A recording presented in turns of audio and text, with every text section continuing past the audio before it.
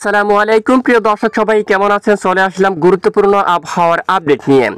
দক্ষিণ বঙ্গোপসাগরের বুকে ধেয়ে আসছে শক্তিশালী ঘূর্ণিঝড়। ঘূর্ণিঝড় দানা বিদায় নেওয়ার পর এবার আরও একটি ঘূর্ণিঝড় বঙ্গোপসাগরের বুকে তৈরি হতে যাচ্ছে আগামী 20 তারিখের পরে এবং 30 তারিখের ভেতরে। আগামী 30 তারিখের মধ্যেই বঙ্গোপসাগরের বুকে তৈরি হতে যাচ্ছে একটি শক্তিশালী ঘূর্ণিঝড়। 2024 সালের শেষ ঘূর্ণিঝড় তৈরি হতে যাচ্ছে একেবারে দক্ষিণ বঙ্গোপসাগরের বুকে। ঘূর্ণিঝড় দানা বিদায় নেওয়ার পর বঙ্গোপসাগরের বুকে একটি ঘূর্ণাবর্ত অবস্থান করছিল, যেই ঘূর্ণাবর্ত ধীরে ধীরে একেবারে দক্ষিণ দিকে অগ্রসর হয়ে বিশেষ করে এখানে বেঙ্গালুরুর উপর চেন্নাইয়ের উপর বর্তমান তাণ্ডব লীলা চালাচ্ছে। এখানে ব্যাপক ভারী বৃষ্টিপাত কিন্তু ঘটাচ্ছে এবং আগামী 25 তারিখ থেকে একেবারে দক্ষিণ বঙ্গোপসাগর বুকে একটি ঘূর্ণন সৃষ্টি হতে পারে, যেটি ধীরে ধীরে শক্তি বাড়িয়ে নিম্নচাপ এরপরে সরাসরি ঘূর্ণিঝড়ের রূপ নিচ্ছে। এবং ঘূর্ণিঝড়টি কোন দিকে যেতে পারে দেখুন, আমরা সর্বপ্রথম আপনাদেরকে দেখিয়ে দিচ্ছি বর্তমান আবহাওয়ার মডেলের রিপোর্ট অনুযায়ী ঘূর্ণিঝড় ধীরে ধীরে এখান থেকে উত্তর পশ্চিম দিকে অগ্রসর হয়ে সরাসরি বিজয়বাদ এখানে অথবা সরাসরি বিশাখাপট্টনম যে উড়িষ্যা এলাকায় আঘাত করতে পারে। যদি পরিবর্তন ঘটে এখান থেকে বাঁক নিয়ে হয়তো বাংলাদেশের উপরও আসার কিছুটা সম্ভাবনা থাকছে, তবে সবচেয়ে বেশি সম্ভাবনা এটি যে উড়িষ্যা অথবা ভারতের উপকূলীয় অঞ্চলে আঘাত করার। আবহাওয়া অধিদপ্তর থেকে এখনো বলা হয়নি ঘূর্ণিঝড়টি কোথায় আঘাত আনবে, তবে আমাদের ওয়েদার মডেলে ইতিমধ্যে আমরা আপনাদেরকে দেখিয়ে দিচ্ছি একটি ঘূর্ণিঝড় কিন্তু তৈরি হওয়ার সম্ভাবনা কিন্তু অনেকটাই বেশি। এখনো পর্যন্ত হাতের সময় রয়েছে, আর কয়েকদিন পরে আমরা আপনাদেরকে জানিয়ে দেবো যে ঘূর্ণিঝড়টি কোথায় আঘাত আনে। তো অবশ্যই আমাদের সঙ্গে থাকবেন। তো আজ বুধবার কোন কোন জেলার আবহাওয়া কেমন থাকতে পারে, কোন কোন জেলায় বৃষ্টিপাতের সম্ভাবনা থাকতে পারে তা সম্পূর্ণ বিস্তারিতভাবে জানিয়ে দেওয়া হবে। তো আশা করি ভিডিওটি সম্পূর্ণ দেখবেন, ভালো লাগলে একটি লাইক করবেন। সবার আগে গুরুত্বপূর্ণ আবহাওয়ার আপডেট পেতে চ্যানেলটি সাবস্ক্রাইব করে পাশের বেল বাটনে ক্লিক করে রাখবেন। আর ভিডিওটি আপনি কোন জেলা থেকে লাইভ দেখছেন কমেন্ট করে জানিয়ে দিন। প্রিয় দর্শক বন্ধুরা, আমরা আবহাওয়ার ইউরোপিয়ান মডেলের স্যাটেলাইট ইমেজে এই মুহূর্তে চলে আসলাম। বর্ষাকাল থেকে দক্ষিণের উপকূলীয় অঞ্চলে কিছুটা মেঘের আনাগোনা রয়েছে। দেখুন এখানে কিছুটা মেঘের আনাগোনা রয়েছে, তবে এই মেঘ থেকে বৃষ্টিপাত হওয়ার তেমন আশা করা যাচ্ছে না, কারণ এখানে এই মেঘগুলো কিন্তু একেবারে শুষ্ক মেঘ। এখানে বৃষ্টিবাহী মেঘ না থাকার কারণে এই মেঘ থেকে কোথাও বৃষ্টিপাত হওয়ার সম্ভাবনা নেই, তবে কিছুটা মেঘ কিন্তু ভেসে বেড়াবে। এই যে মেঘের লুকোচুরি এখানে কিন্তু রয়েছে একেবারে দক্ষিণ উপকূলীয় অঞ্চলের দিকে। চট্টগ্রাম বিভাগের বিভিন্ন এলাকার উপর দিয়া কিছুটা মেঘ ভেসে বেড়াচ্ছে। এই মেঘ থেকে আপাতত বৃষ্টিপাত হওয়ার সম্ভাবনা নেই। বুধবার দেখুন, বুধবার অলরেডি 13 নভেম্বর থেকে বর্ষাকাল থেকে সামান্য মেঘের আনাগোনা, এই মেঘ থেকে বৃষ্টিপাত হওয়ার সম্ভাবনা নেই। আর রাজধানী ঢাকা বিভাগ সহ ঢাকা বিভাগের সকল জেলায় আকাশ পরিষ্কার থাকবে। নাগারপুর, কাপাসিয়া, ফরিদপুর, মাদারীপুর, লোহাগাড়া ইতিমধ্যে আকাশ পরিষ্কার আছে। উত্তরাঞ্চল, ময়মনসিংহ বিভাগ, রংপুর, শিলং, সিলেট, এখানে দেখুন আলিপুরদুয়ার, শিলিগুড়ি, উত্তরবঙ্গ সকল জেলায় পরিষ্কার থাকবে। 2 দিনাজপুর এবং মালদা সহ আকাশ পরিষ্কার থাকতে পারে। পশ্চিমবঙ্গের সকল জেলায় আকাশ পরিষ্কার থাকার সম্ভাবনা রয়েছে, কোথাও বৃষ্টিপাত হওয়ার মতো সম্ভাবনা নেই। ভোর সকালে কিছুটা শীত ঠান্ডা কিন্তু অনুভব হতে পারে বেশ কিছু অঞ্চল জুড়ে। তো দেখুন আগামী 15 তারিখের পরে দেশের উপর কিছুটা ঠান্ডা শীত কিন্তু অনুভব হতে পারে, এমনটাই জানিয়ে দিয়েছে আবহাওয়া অধিদপ্তর। তাপমাত্রা পারদ কিন্তু অনেকটাই নামতে পারে, তারপরেও আমরা আপনাদেরকে দেখিয়ে দেবো কবে থেকে তাপমাত্রা পারদ নামবে এবং কত ডিগ্রি সেলসিয়াসের মধ্যে নামবে, কোন কোন জেলায় নামবে। তো আশা করি সঙ্গে থাকবেন। তো আগামী 24 থেকে 48 ঘন্টার আবহাওয়া কোন কোন জেলায় কেমন থাকবে আসুন আমরা একটু দেখিয়ে নিই। আজ বুধবার 13 নভেম্বর সরাসরি লাইভ স্ক্রিনে নজর করুন। বিশেষ করে দক্ষিণের উপকূলীয় অঞ্চলে সামান্য মেঘের আনাগোনা থাকতে পারে। লালমোহন, চরপেশং, হাতিয়া অঞ্চল থেকে শুরু করে কলাপাড়া, এই যে এখানে বেশ কিছু এলাকায় সামান্য মেঘের আনাগোনা থাকতে পারে। এছাড়া বাংলাদেশের কিছু কিছু স্থানে এখানে একেবারে দক্ষিণের কিছু কিছু স্থানে সামান্য মেঘের আনাগোনা থাকতে পারে। ধোঁয়াশাময় মেঘ থাকতে পারে এবং পরবর্তীতে মেঘ কেটে গিয়ে একেবারে পরিষ্কার আকাশ দেখা যেতে পারে। এখানে কোনো ধরনের বৃষ্টিপাতের সম্ভাবনা নেই। আগামী 24 ঘন্টার মধ্যে দেশের কোথাও বৃষ্টিপাত হওয়ার মতো তেমন সম্ভাবনা নেই। উত্তরাঞ্চল থেকে শুরু করে দেখুন আকাশ পরিষ্কার। দার্জিলিংয়ের দিকে কিছুটা মেঘের আনাগোনা শুরু হতে পারে। একেবারে গাংটক উত্তরে একেবারে সামান্য বিক্ষিপ্ত বৃষ্টিপাত এবং ভুটানের দিকে বৃষ্টিপাত থাকতে পারে কিছুটা। আলিপুরদুয়ার সহ গোলাপাড়া, গুয়াহাটি সহ শিলং, মেঘালয় সকল জেলায় আকাশ পরিষ্কার থাকতে পারে। শিলংয়ের উপর সামান্য মেঘের আনাগোনা থাকতে পারে। বাংলাদেশের সিলেট বিভাগ, ময়মনসিংহ বিভাগ, রংপুর বিভাগ পরিষ্কার আকাশ থাকার সম্ভাবনা। রাজশাহী বিভাগের উপর সামান্য আকাশ কিছুটা মেঘের আনাগোনা, 2 এলাকায় বিক্ষিপ্ত আকারে বৃষ্টিপাত হওয়ার সম্ভাবনা নেই। খুলনা বিভাগের 2 এলাকায় আংশিক বিক্ষিপ্ত আকাশ মেঘাচ্ছন্ন, আকাশ পরিষ্কার থাকতে পারে। আপাতত বৃষ্টিপাত হওয়ার সম্ভাবনা নেই আগামী 24 ঘন্টায়। দেখুন এরপরে বৃহস্পতিবার যে 14 নভেম্বরের আপডেটে যদি আমরা একটু যাই, দেখুন বৃহস্পতিবার 14 নভেম্বরের আপডেটেও বেশ কিছু এলাকায় আকাশ পরিষ্কার থাকতে পারে। আপাতত বৃষ্টিপাত তৈরি হওয়ার সম্ভাবনা কিন্তু কোথাও নেই। দামবাদ থেকে শুরু করে এখানে কলকাতা, তারপরে যে খড়গপুর থেকে শুরু করে বালুচরা, এখানে উড়িষ্যা এলাকায় আকাশ পরিষ্কার থাকবে। জামশেদপুর, রাঞ্চি, পুরুলিয়া, দামবাদ সহ বেশিরভাগ এলাকায়, কলকাতার আশেপাশে বেশ কিছু অঞ্চল জুড়ে পরিষ্কার আকাশ থাকতে পারে, কোথাও বৃষ্টিপাত হওয়ার মতো সম্ভাবনা নেই। শান্তিপুর, বর্ধমান, কাতুয়া অঞ্চল, সিউড়ি, দুর্গাপুর সহ নালহাটি সকল জেলায় আকাশ পরিষ্কার থাকার সম্ভাবনা। দেখুন বৃষ্টিপাত হওয়ার মতো সম্ভাবনা কিন্তু কোথাও নেই। শুক্রবার 15 নভেম্বর আপডেটে যদি যাই, দেখুন একেবারে সকাল থেকে একেবারে দেখুন শেষ পর্যন্ত এক বিকেল বা রাত পর্যন্ত আকাশ পরিষ্কার থাকার সম্ভাবনা। আপাতত আগামী কয়েকদিন বৃষ্টিপাত হওয়ার মতো সম্ভাবনা কিন্তু নেই। আর বঙ্গোপসাগর ইতিমধ্যে স্বাভাবিক রয়েছে। আমরা বায়ুমণ্ডলকে দেখিয়ে দেব।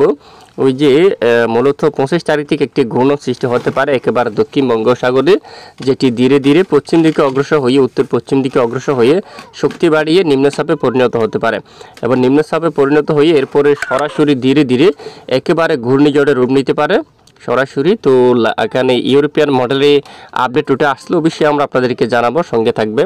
তো দেখি আমরা সরাসরি আপনাদেরকে একটু দেখি বাতাসের গতিমাত্রা কোন কোন জেলায় কত কিলোমিটার পর্যন্ত থাকবে, আর এরপরে দেখাবো তাপমাত্রা পারদ কেমন থাকতে পারে। ইতিমধ্যে দেখুন বঙ্গোপসাগর স্বাভাবিক অবস্থা রয়েছে, তেমন উত্তাল পরিবেশ কিন্তু বঙ্গোপসাগরের বুকে নেই। ভারত মহাসাগরের বুকে একটি শক্তিশালী ঘূর্ণিঝড় তৈরি হতে দেখা যাচ্ছে একেবারে দক্ষিণ এখানে ভারত মহাসাগরের বুকে। তবে এই ঘূর্ণিঝড়টি বাংলাদেশের উপর আসার সম্ভাবনা নেই, এটি কিন্তু একেবারে অনেকটাই দূরে। তো এখানে বঙ্গোপসাগরের পরিস্থিতি অনেকটাই স্বাভাবিক, উত্তাল পরিস্থিতি কিন্তু দেখা যাচ্ছে না, একেবারে স্বাভাবিক রয়েছে। কোনো ধরনের দমকা ঝড়ো বাতাস থাকার সম্ভাবনা নেই। দক্ষিণের উপকূলীয় অঞ্চলে প্রায় 29 অথবা 30 কিলোমিটার পর্যন্ত কিছুটা বাতাসের গতিমাত্রা থাকতে পারে। আর বঙ্গোপসাগর একেবারে আগামী কয়েকদিন লাইভ ট্রেক করলে স্বাভাবিক অবস্থায় থাকছে, কোনো ধরনের উত্তাল কিন্তু বঙ্গোপসাগর বুকে নেই। তবে এদিকে খুবই উত্তাল রয়েছে একেবারে ফিলিপিন সাগর সহ যে ঘূর্ণিঝড়ের কারণে এখানে একের পর এক কিন্তু ঘূর্ণিঝড় কিন্তু আঘাত আনতে যাচ্ছে, যার কারণে এখানে দেখুন এখানে একেবারে উত্তাল, এই যে এখানে ফিলিপিন্স দিয়া সাগর, তাইওয়ান সাগর, এই যে এখানে ভয়াবহ উত্তাল রয়েছে এই সাগরগুলা।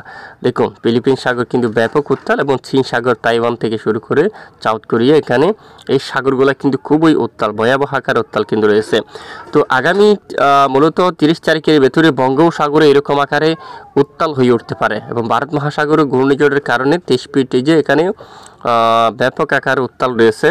দেখুন বঙ্গোপসাগরে কিন্তু উত্তাল নেই, যদি উত্তাল পরিস্থিতি তৈরি হয় অবশ্যই আমরা জানাবো, সঙ্গে থাকবেন।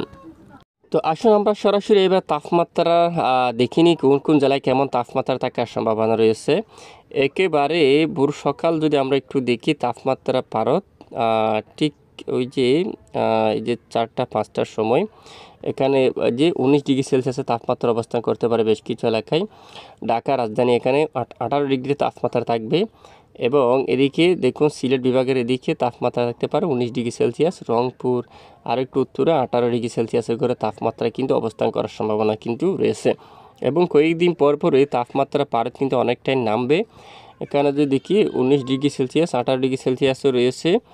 আগামী 16 তারিখ 17 তারিখের দিকে দেখি আমরা কীরকম নামতে পারে তাপমাত্রা, এবং সরাসরি আমরা চলে আসলাম এই যে 16 ডিগ্রিতে কিন্তু তাপমাত্রা নামছে। দেখুন আগামী 17 নভেম্বর থেকে তাপমাত্রা পারদ 17 ডিগ্রি সেলসিয়াসের ঘরে কিন্তু নেমে আসছে রাজশাহী বিভাগের অনেক এলাকায়। এখানে যদি দেখি এখানে অনেকটাই এই যে ঠান্ডা শীত অনুভব হবে। ঢাকা বিভাগের দিকেও কিন্তু 16 ডিগ্রি তাপমাত্রা কিন্তু নামবে। ময়মনসিংহ এখানেও প্রায় 16 ডিগ্রি কিন্তু তাপমাত্রা নামতে পারে। উত্তরবঙ্গে রংপুর 17 ডিগ্রি, আর এই যে 16 ডিগ্রি, এরকম অনেক স্থানে তাপমাত্রা পারদ 16 ডিগ্রি সেলসিয়াসের ঘরে নামতে পারে। তবে উপকূলীয় অঞ্চলে আপাতত শীতের আভাস নেই, খুবই কম।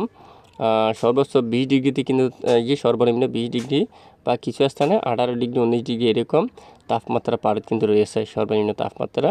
পাশে এখানে দক্ষিণের উপকূলীয় দুয়েক এলাকায়ও ঠান্ডা কিছুটা শীত অনুভব হতে পারে, সকল স্থানে না হলেও কিছু কিছু এলাকা জুড়ে এখানে একেবারে 16 ডিগ্রিতে কিন্তু নামছে। একেবারে দক্ষিণের এই যে এখানে উপকূলীয় দক্ষিণের কিছু এলাকায় 17 ডিগ্রিতে কিন্তু তাপমাত্রা পারদ নামতে দেখা যাচ্ছে। আর চট্টগ্রাম বিভাগের পাহাড়ি অথবা কিছু এলাকায় 16 ডিগ্রি সেলসিয়াসে তাপমাত্রা নামতে, যার কারণে কিছুটা শীত অনুভব হতে পারে দেখুন অনেক স্থানে। আর সর্বোচ্চ যে তাপমাত্রা সেটি যদি আমরা একটু দেখি, একেবারে দুপুর 2টার সময় আমরা দেখাচ্ছি আপনাদেরকে। দেখুন এই যে এখানে 32 ডিগ্রিতে তাপমাত্রা থাকবে রাজশাহী বিভাগের বিভিন্ন এলাকা জুড়ে 32, রংপুরে 30 ডিগ্রি সেলসিয়াসের তাপমাত্রা রাজশাহী এখানে দেখুন এই যে এখানে ময়মনসিংহ বিভাগ 29, সিলেটের উপর 30 থাকছে বেশ কিছু এলাকায়, আর এদিকে ঢাকায় 31 পর্যন্ত থাকবে সর্বোচ্চ, খুলনায় এখানে 30, কিছু এলাকায় 31ও যেতে পারে। আর চট্টগ্রাম বিভাগে এদিকে যদি দেখি 31 রয়েছে, বেশিরভাগ স্থানে 31 বা দু এক এলাকায় 32, ত্রিপুরা অঞ্চলে 32 ডিগ্রি সেলসিয়াস পর্যন্ত তাপমাত্রা অবস্থান করতে পারে। আর ইতিমধ্যে বাংলাদেশের যে অবস্থা যদি একটু দেখি, কোথাও দমকা বাতাস থাকার সম্ভাবনা কিন্তু নেই, শুধু দক্ষিণের কিছু এলাকায় কিছুটা হাওয়ার দাপট থাকবে একেবারে এখানে যে একেবারে দক্ষিণের উপকূলীয় অঞ্চল দিয়া। এবং আগামী কয়েকদিন লাইভ ট্রেড করলে আমরা এই যে আপনাদেরকে দেখিয়ে দিচ্ছি, কোথাও তেমনভাবে দমকা বা জোড়া বাতাস থাকার সম্ভাবনা নেই, তবে বঙ্গোপসাগর থাকতে পারে কিছুটা হাওয়ার দাপট, কিছুটা এই যে বাতাস থাকতে পারে বঙ্গোপসাগরের বুকে। আর পরের 7 দিনের যে এই ম্যাপের মধ্যে বৃষ্টির সম্ভাবনা কতটুকু একটু আমরা দেখাই আপনাদেরকে। তো দেখুন পরবর্তী 7 দিনে বৃষ্টির সম্ভাবনা আছে কিনা। বঙ্গোপসাগরে মেঘের আনাগোনা কিন্তু থাকবে, এখানে বঙ্গোপসাগরে কিন্তু প্রচণ্ড আকারে মেঘের আনাগোনা থাকতে পারে দেখুন।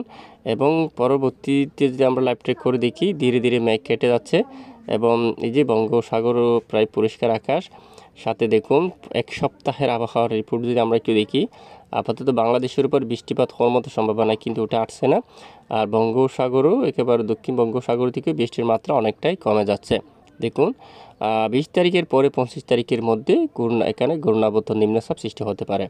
এ হচ্ছে আজকের আবহাওয়ার আপডেট। দুঃখ সঙ্গে থাকার জন্য অসংখ্য ধন্যবাদ।